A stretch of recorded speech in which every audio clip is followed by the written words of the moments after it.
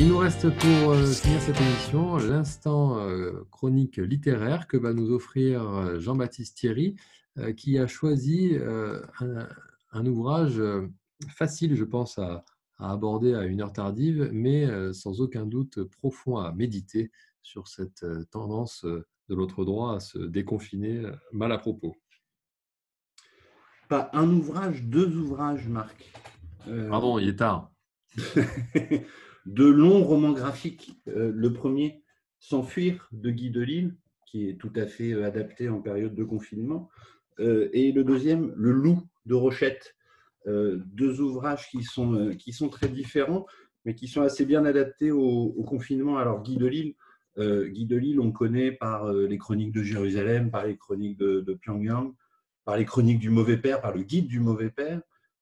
Et dans sa bibliographie, S'enfuir, c'est quelque chose d'assez différent, d'un peu à part, parce que c'est un récit d'une prise d'otage qui est basée sur une histoire vraie, avec énormément de pages et de cases qui concernent donc une vie enfermée, une vie confinée, ce qui oblige Delisle à faire vraiment preuve d'une grande imagination dans la mise en scène, dans la mise en page de ce personnage enfermé dans 9 mètres carrés, qui doit prendre de différents plans systématiquement. C'est vraiment un exercice de style assez impressionnant.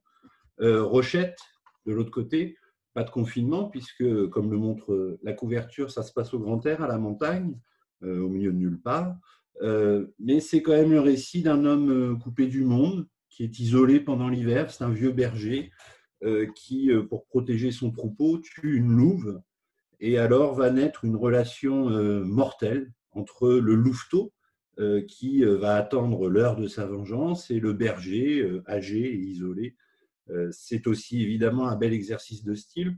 Rochette est, on sait, amoureux de la montagne, c'est peu dire. Vous avez peut-être lu le superbe Elle froide qui était paru un petit peu avant. On a des grands espaces qui sont magistralement dessiné, mais l'enfermement il est malgré tout toujours présent, il est toujours symbolique, et on sait que Rochette, depuis le transpersonnage, il affectionne particulièrement les espaces clos. Alors ce sont deux BD qui sont vraiment très belles, magnifiques formellement, même s'il faut bien le reconnaître, celle de Rochette est un peu au-dessus. C'est vraiment une œuvre majeure parce que le dessin est vraiment à chaque case magnifique. On voit qu'il y a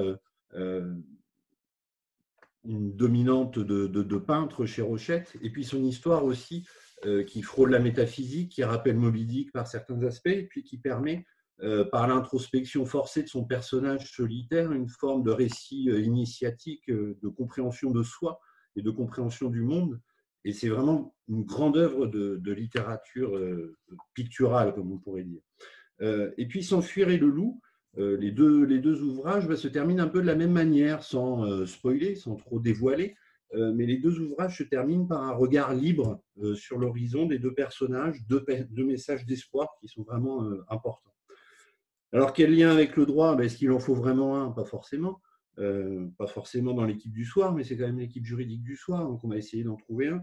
Deux BD qui sont d'abord une belle réflexion sur ce qu'est l'enfermement, sur la solitude forcée, la solitude acceptée, et ce qu'elle peut avoir d'aliénant, ce qui est intéressant en ces temps de confinement. Deux BD qui invitent à une réflexion sur le rapport à l'autre, sur le rapport à l'humain, sur le rapport à l'animal, qui me semble être une réflexion indissociable d'une approche juridique. Et puis des BD qui invitent à réfléchir à ce qui fait la spécificité de l'être humain, à sa soif de vivre coûte que coûte. Et puis peut-être de manière un peu plus légère, de BD qui montrent que le confinement dans le confort de nos appartements, voire de nos maisons clermontoises, n'a vraiment rien finalement de bien terrible. Voilà pour ces deux conseils de lecture, Marc. Merci beaucoup, Jean-Baptiste. J'avoue que j'ai été surpris par tant de concision avec deux albums en même temps. C'est quand même une prouesse de ta part. Et puis, 1h du matin, Marc, 1h du matin. on a tous perçu également l'appel du pied vers cette chronique de droit animalier que tu suggères en creux. Et promis, on va y réfléchir. Je suis persuadé qu'on trouvera un ou plusieurs spécialistes en fonction des animaux de compagnie que vous avez ou de ceux que vous haïssez, comme désormais le mal nommé pangolin.